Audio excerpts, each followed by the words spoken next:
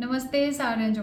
तुहां सारें दा मेरे यूट्यूब चैनल मेरा हिमाचल एंड मी पर बड़ा बड़ा स्वागत आ। ਤਾਂ मैं डॉक्टर पल्लवी शर्मा आज नया टॉपिक लेके आई हाँ जनरेशन गैप के उपर।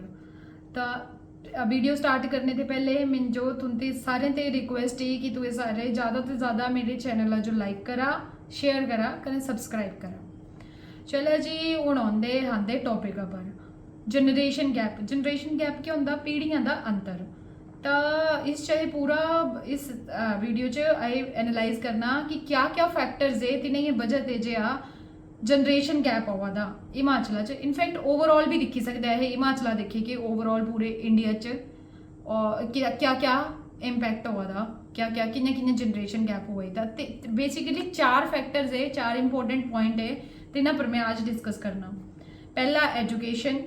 दूजा लाइफस्टाइल चेंज, तीजा टेक्नोलॉजी कने चौथा थिंकिंग एटीट्यूड कने बिहेवियरल चेंज। तो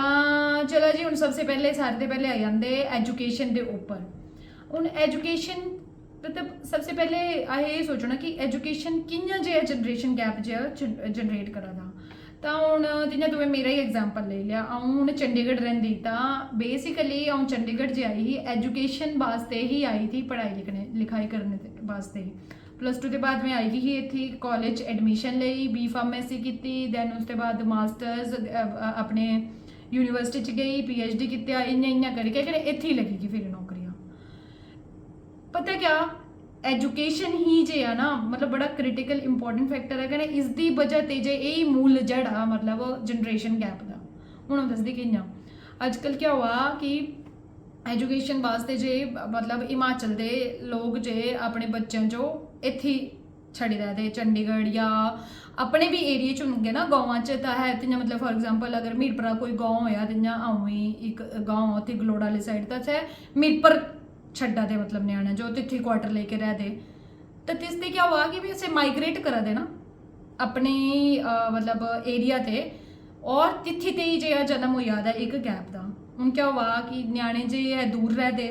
या तो होस्टलों च रह दे या तो फिर पीजियां च रह दे, फिर तिथे क्या करा है तिथे इंपैक्ट पवा तिना सारी सोसाइटियाँ।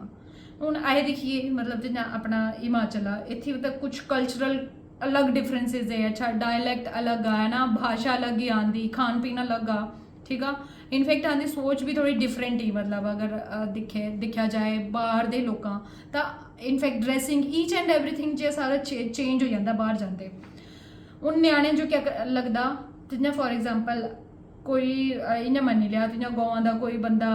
या छोटे किसान है से अपने बच्चों को भेजा है ना बड़ी मेहनत मुन्नत करके भेजा है मतलब और पैसा पूसा कट्ठा करके बाद च न्याणे एड़ा लगा तियां मतलब इनफैक्ट असें एक्सपीरियंस किया अपनी जिंदगी च कि एक बच्चा दूजे अपने दोस्तों ने मतलब डिस्कस करता है ना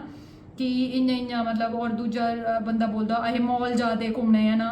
या है बच्चा जो है शहर का है दसदा भाई हाँ मतलब असें एड़े एड़े एरियाज च आंदी सैटरडे संडे आउटिंग होंदी है ना, आए पब च जाते, आए अलग अलग जगह च मतलब डिस्को च जाते पार्टी करने जाते। तो तिसते क्या हुआ इम्पैक्ट पवा है ना, तिसते क्या हुआ माइंड सेट चेंज हुआ। तो क्या हुआ से न्याणे ना मतलब बड़ा लो फील करते ऐसे जे मतलब अपनी जनरेशन अपने माँ बुढ़े तिन्हां वास्ते कि यार मेरे मम्मी पापा इतना नहीं पता या फिर इंग्लिश नहीं आती है ना, अपनी भाषा जो है एड़ा सोचते जियां पहाड़ी है ना अपनी बोलना ठीक नहीं समझते है ना, तिन्हां सामने मतलब तिन्हों एड़ा लगता अगर आए पहाड़ी बोल गए तो अगर आए इंग्लिश या हिंदी नहीं बोल गए तो आए मतलब नीचा लो फील करते। जबकि अगर इन्हें दिखा जाए तो मतलब ये सही नहीं है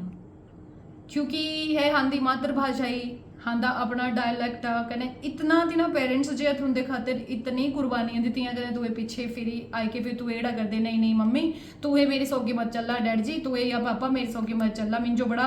मतलब इ'यां फील होंदा गरीबा वाला क्या गरीब जे तुए बंडन दे केड़े कपड़े तुंजो गलाने नहीं आंदा तुए इ'यां गलांदे तुए इ'यां आसा है तुए इ'यां जो दिखा है तुए उ'यां जो करे था मतलब ये सबसे बड़ा इसका इम्पैक्ट आ कि हालांकि ये सारे केसिस च जो इंप्लीमेंट नहीं होंदा, कुछ एक केसिस जेह्ड़े भी दिखे मैं इस च अपने कल्चर अपना मतलब पूरा हिमाचल का पूरा अपनी सभ्यता लेके चलते कन्नै रिस्पैक्ट करने भी आंदा पर कुतै ना कुतै जो इसका अपनी सोसाइटी च एक एड़ा भी मतलब वो आ सैक्शन आ, एक एड़ा भी सैक्ट आ सजे आ मतलब बच्चे है ज़्यादा लो फील करते है ना तीनों।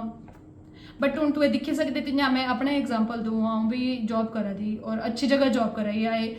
जनरली जे आ गल करते तो एक दूजे ने इंग्लिश कने हिंदी च ही गल करते, बट फिर भी मैं जोड़ा लगता अपना कल्चर अपनी भाषा अपना खान पीन जो है सारा प्रिजर्व करके रखना चाहिए और मैं रिस्पैक्ट भी करती। और तो और पता जनरेशन गैप च इस ये भी होया ठीक है बच्चों जो लगता हूँ अस ज़्यादा पढ़ी गए यूनिवर्सिटी चाहे PhD कर लिया या आए डॉक्टर बन गया इंजीनियर बन गए तो अस ना मतलब वो नहीं करना पैर नहीं छूने, पैर भी इन्ने छूआ दे अजकल न्याणे भाई गोड्या तक अगर मतलब फॉर्मैलिटी तो मतलब ये इंपैक्ट तो पवा। पहले कने जमाने च अगर तुम दिखते है तो पहले जमाने च क्या होंदा बड़ा बजुर्ग दुस्सी गया था है नमस्ते करनी है ना, एक बारी नहीं 50 बार दुसना अगर है दिन च भी आए नमस्ते करनी पैर छूने। इनफैक्ट अपने टीचरें इतनी भारी रिस्पैक्ट करते प्रोफैसरें कहीं हूँ के बच्चे अच्छा बिल्कुल लाइटली लेंदे है पे मतलब इनफैक्ट अहे तिस जमाने च अज ते मतलब एक 5-10 साल पहले की गल कराई तिस जमाने च अस प्रोफैसर ना सुन के ना जो मतलब इयां कंबी आते हैं पूरे रोंगटे खड़े हो जाते हैं आ अच्छा प्रोफैसर। कहीं हूँ के जमाने के अगर बच्चों दिखन तो प्रोफैसर और लेक्चर हो तो इयां सोचते वो ये तो दोस्त ही आ अपना मतलब सैली फीलिंग, कोई नमस्ते नहीं कोई दुआ सलाम नहीं इनफैक्ट इग्नोर करते। तो मतलब ठीक आ एजुकेशन जरूरी बहुत इंपॉर्टेंट ही एजुकेशन की वजह से ही जे आ मतलब अपलिफ्टमेंट होंगी विचार चे तिना जो तुहे अपने ब्रॉड कर सकते एजुकेशन की वजह से अपनी रीच इंक्रीज हो जाती है ना। तो अगर दिखन पुराने जमाने च अगर हिमाचल च दिखन तो एजुकेशन नहीं थी है ना इतनी नहीं थी तो लोग जो थे ज़्यादा कैसे जाते हैं एग्रीकल्चर प्रैक्टिस है ना फार्मिंग करते है खेती बाड़ी करनी थी ना है ना सब्जियां बन लाई लिया थोड़िया बहुत गेहूँ चावल एड़ा है ना। बट हूँ क्या होया एजुकेशन अगर इंक्रीज हुई हूँ इसकी वजह से क्या होया भाई इंडस्ट्रियलाइजेशन हुई है ना मॉडर्नाइजेशन हुई जिसकी वजह से कंपनियां आईयां हूँ बच्चे जे कंपनियां च भी मिल रही तीनों जॉबा है ना कने इसके अलावा बच्चों मतलब बड़े बड़े ऑप्शन हो गए। तिस जमाने तो एक दो ऑप्शन होंगे चलो या तो फौजी बनी लिया है ना या तो फिर वो करी लिया मतलब खेती बाड़ी करी लिया या एक दो इं होंगे भी खेती बाड़ी भी करते शाह कने एड़े कुछ होंगे शाह वगैरह है जे ब्याजा ब्यूजा च मुंसी मनसी होंगे है देंगे जमीन। तो तिस जमाने च ना एजुकेशन नहीं होंगी तो तिस ये बोल सकते भाई एक्सप्लोइटेशन हो जाती लोगों के राइट्स की। चलो है गल तो लग गई हूँ दिखा इस में ना जनरेशन गैप च भी दोनों ही पहलू आते पॉजिटिव भी और नैगेटिव भी। तो मैं पॉजिटिव एस्पेक्ट्स भी दसा ही जो एजुकेशन दे और नैगेटिव भी कि लैक ऑफ एजुकेशन की वजह से उस जमाने च क्या गैप्स थे है ना। तो जो उनके जमाने च जो पॉजिटिविटी पॉइंट ऑफ व्यू तो कि'यां फील कर दिया तो इं एम्प्लॉयमेंट जनरेशन हुई एंटरप्रेन्योरशिप तक लोग जे गए। तो हूँ एजुकेशन ते ही हूँ मैं तुझो दूजे पॉइंटा पर आते इसने ही कोरिलेट करके टेक्नोलॉजी ठीक है जी। तो हूँ टेक्नोलॉजी का क्या इंपॉर्टेंट रोल आ इस जनरेशन गैप च पीढ़ियां की जे है ना डिफरेंस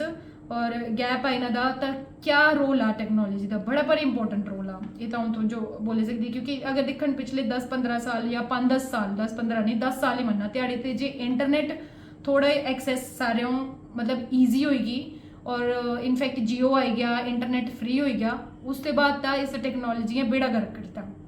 ये जो आंदी जनरेशन ही ना सारी अगर तू दिखन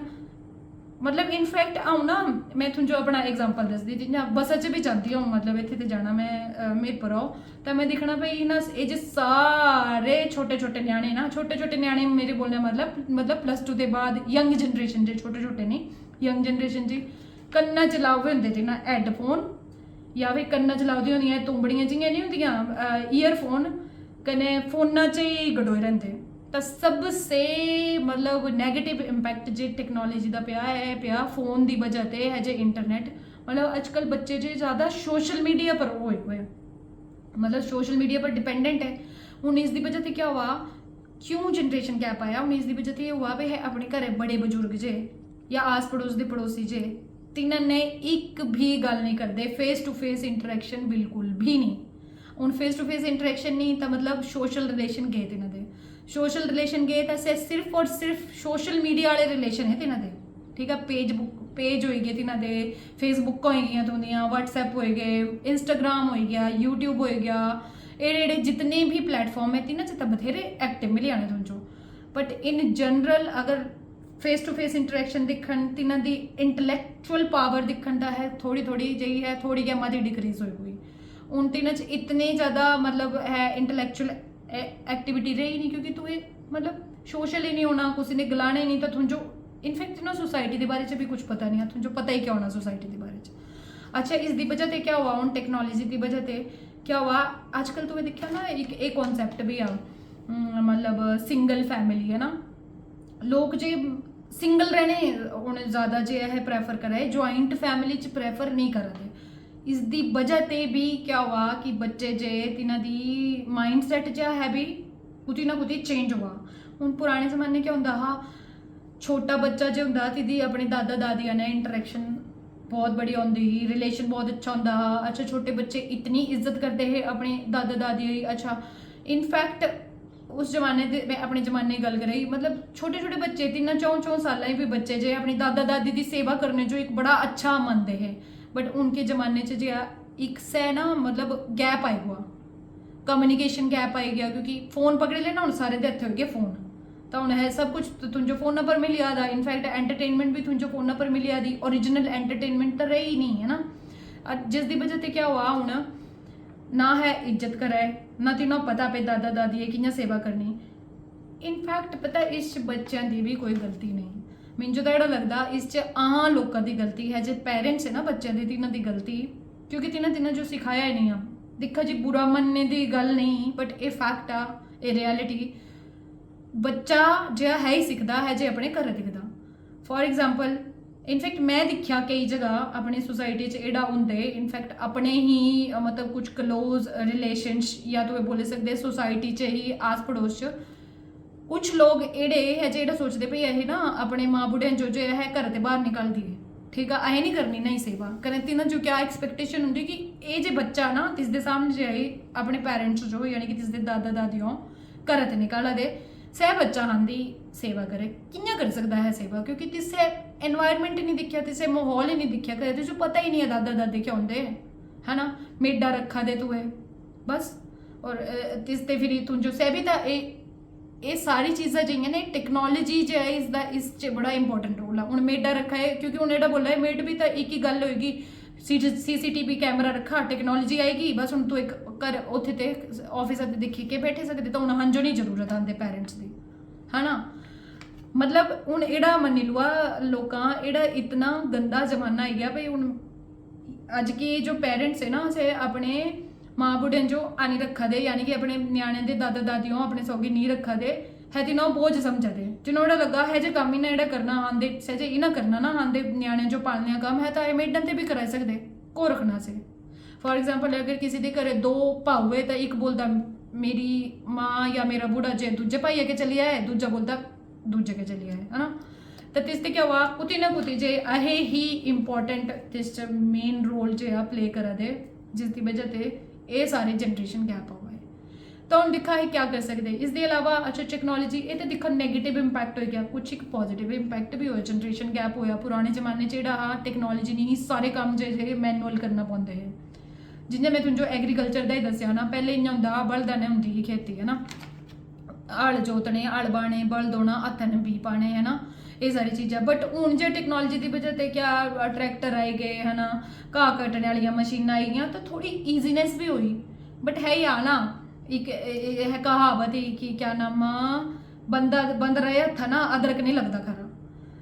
कदर भी तिस जो ही होंगी तिस जो उस चीज़ का मतलब नॉलेज हो कने तिस जो एड़ा पता हो कि तिस चीज़ जो इंप्लीमेंट कियां करना तो हाँ जो है बंदर नहीं बनना और इस टेक्नोलॉजी जो अदरक था यूज़ नहीं करना मतलब पता ही नहीं आ कुछ भी इं करके हाँ जो बड़े रिस्पॉन्सिबल बन के जो है टेक्नोलॉजी का भी यूज़ करना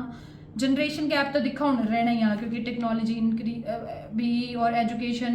इन सारिया वजह से जो इंपैक्ट हुआ है ना इसकी वजह से लाइफ स्टाइल भी चेंज हुआ बट हूँ हाँ जो ये सोचना भाई कियां है जे इस एजुकेशन का सही यूज़ करके ठीक है और इस ये जो जनरेशन या फिर ये जो टेक्नोलॉजी इसका सही यूज़ करके है जो गैप हुआ ना जिस जो थोड़ा डिक्रीज करना सबसे पहले तो हाँ जो मतलब ये जो यंग जनरेशन टेक्नोलॉजी की वजह से अपने आप को बड़ा पढ़ा लिखा समझ के बड़े बजुर्गों की रिस्पैक्ट करने छड्डाए है बिल्कुल भी सही नहीं है तो हाँ जो